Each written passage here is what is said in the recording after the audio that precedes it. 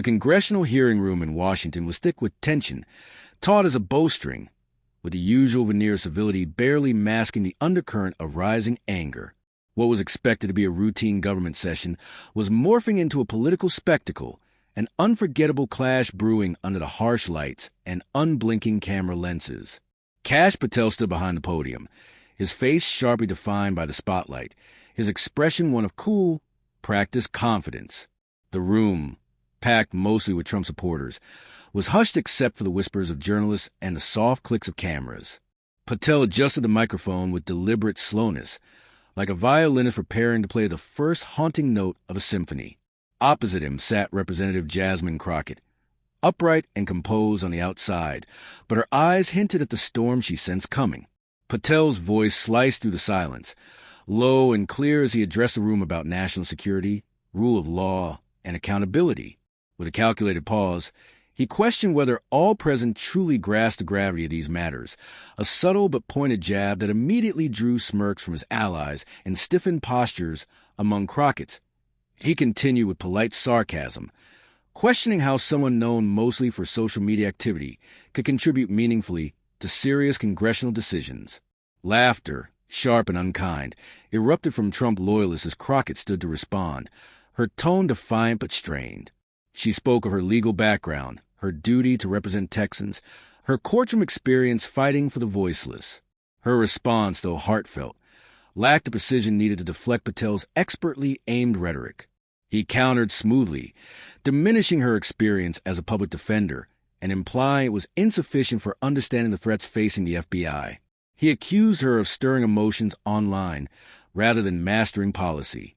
Crockett tried to push back, declaring she wasn't playing hashtag games and was there to represent overlooked citizens, but her emotion betrayed her composure.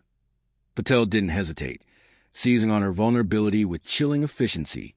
He questioned her past statements against law enforcement, casting doubt on her suitability to oversee the FBI.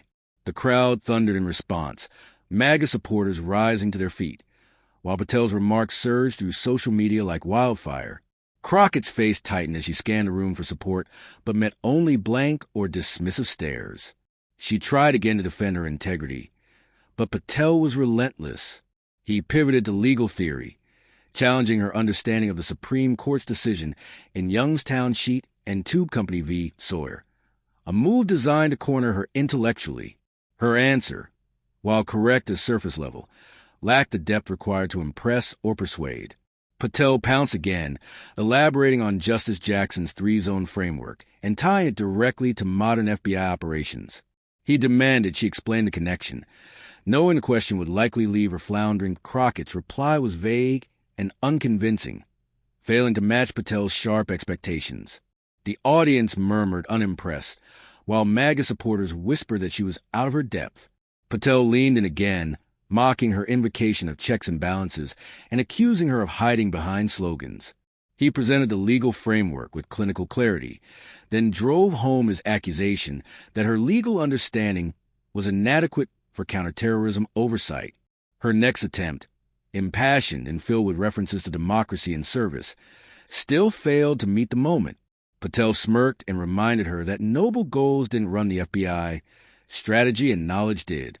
He questioned her competence on national television, turning the hearing into a referendum on her credibility. Applause rang out as the supporters celebrated the takedown, and journalists quickly broadcast the confrontation as a decisive win for Patel. Crockett's hands trembled, her confidence clearly shaken. Her allies whispered urgently, but the tide had already turned. Patel wasn't done. He shifted tactics again, this time targeting her past as a public defender. With a smile that cut like a blade, he asked if her defense of criminals, including thieves and violent offenders, was about justice or attention. The room bristled as he recounted a specific 2018 case involving a domestic violence defendant who reoffended. Crockett stood, voice trembling with defiance, insisting that her job was to ensure fair trials, not control outcomes. But her words rang hollow under Patel's calculated attack. He dismissed her principles as idealism disconnected from public safety, contrasting them with his own prosecutorial record. Then, looking out over the audience like a preacher delivering hard truth, He asked whether her voters knew she had once defended those who endangered them. The room erupted again in applause, with some chanting Patel's name. Crockett sat back down, her body rigid, her hands clenched white. Her allies tried to console her, but their eyes betrayed concern. Patel took another step forward and delivered his final blow with lethal poise. He claimed he didn't doubt her intentions, but insisted good intentions weren't enough to lead in a time of peril. The country needed leaders grounded in strategy, not lofty ideals. The crowd roared again, louder this time, while journalists typed out their headlines. One viral tweet declared, "Patel just buried Crockett with one question. Game over." Crockett bowed her head, the weight of defeat pressing down as cameras zoomed in. Capturing precise moment, her confidence fractured. Meanwhile, Patel adjusted his tie, scanning the room with cool authority, already plotting his next assault, this time on her character, her career choices, her very legitimacy. The hearing had become a political execution, and Patel was in complete command, leaving Crockett to absorb the full force of his unrelenting strategy. Toward Patel inside, Crockett felt a surge of self-doubt. She had prepared for a debate. But Patel wasn't debating. He was dismantling her step by step in front of millions. Patel, meanwhile, stood firm like an impregnable fortress. He adjusted his posture, slightly his gaze, sweeping the room with the confidence of someone who knew victory was assured. He had shaken Crockett's credibility, but he wasn't done his next attack. He calculated would target her public statements, particularly her posts against Elon Musk, and Doge a topic sure to cause her more support. The audience sensed their anticipation like an electric current through the room. A conservative aide whispered to a colleague, "She's about to get knocked out completely." As the applause subsided, Patel locked eyes with Crockett, his gaze. No longer just a challenge, but a declaration of victory. "Representative," he said, his voice low but brimming with authority, "perhaps we should examine your public statements, especially about initiatives shaping our nation's future. What do you make of calling the Department of Government Efficiency a scam? Can you explain to the audience why the question, a deftly laid trap, made Crockett's heart sink? The spotlight illuminated Kash Patel, highlighting his unassailable confidence, while Jasmine Crockett opposite him seemed increasingly swallowed by shadow. The cheers from MAGA supporters still echoed a triumphant chorus.